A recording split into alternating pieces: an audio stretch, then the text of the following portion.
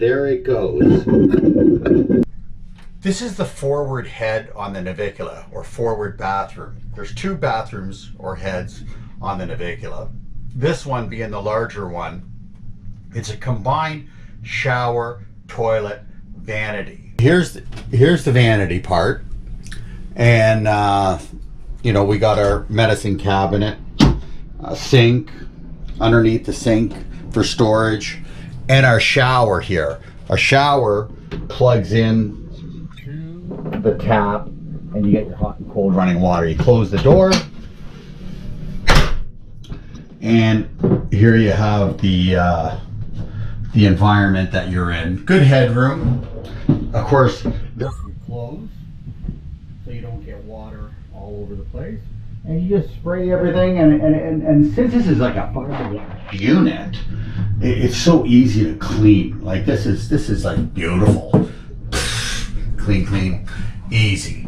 And this is where we have the TP paper. You know what?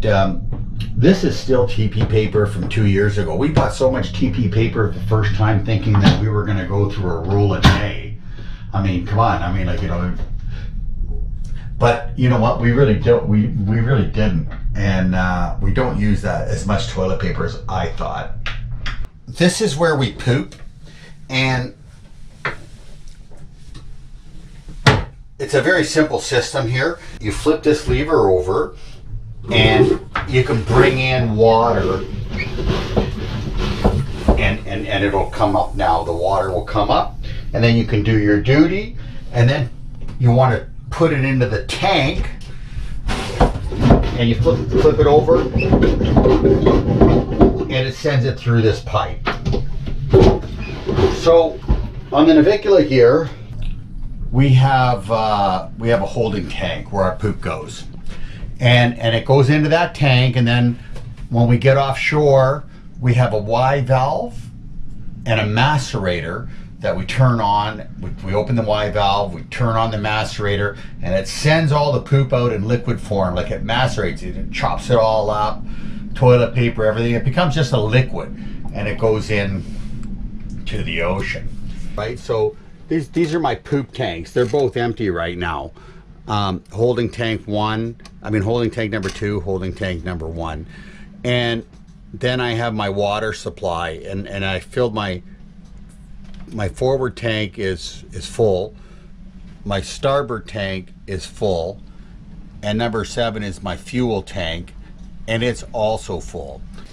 Here's how the macerators work. If I was to use the macerator right now, all I do is just flick the switch. The valve would have to be open, the Y valve, okay? Because right now, if there's any poop, it's in the tank. I would have to open up the Y valve and then just flick this switch on. I don't know if you can hear that, but see, it's empty, right? Because it's just making bubbles.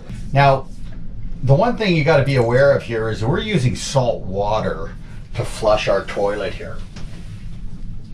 And the salt and the urine, when they get together, they create like a hard calcium or scale or rock. I'm not sure what the actual product is, but it'll eventually clog this pipe if you don't flush a lot. Like this isn't, you know, do your duty and pump 3 times. Like, you know, I want a good dozen pumps here. I want to send a lot of water through this pipe into the tank to clean it out. I don't want any urine in this pipe, because that's what creates this scale, and it builds up, and it just clogs the pipe, and then we'll have to chop this out. I mean, you won't even be able to bend it because it'll be full of stone pretty much, and you have to replace the pipe.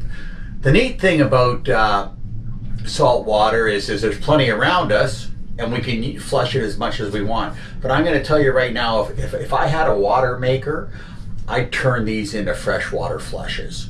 Okay, for one thing, I'd have a water maker and I'd be able to make fresh water, so, you know, at a cost, but I would still make fresh water.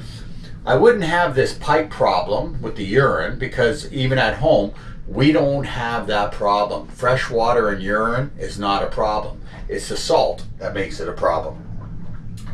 And of course, a freshwater flush is a better smell than a saltwater flush. You know what? I don't smell anything in that, but it is. There is a difference. You're bringing salt water into the boat. The salt water's got a bit of a smell to it. That's as simple as that. There we go. That's a story on the poop.